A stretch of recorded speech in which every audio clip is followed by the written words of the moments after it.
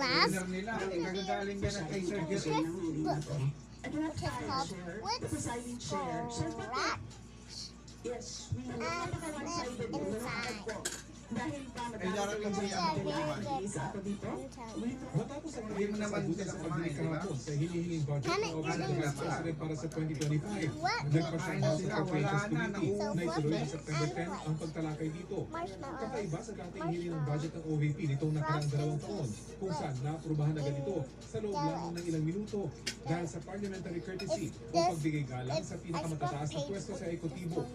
Isa sa pinagtalunan kung bakit lang tinanong si Vice President Sara Duterte tungkol sa paggastos ng kanyang tanggapan sa controversial na 73 million pesos ng confidential funds na hindi tiniyagan ng Commission on Audit.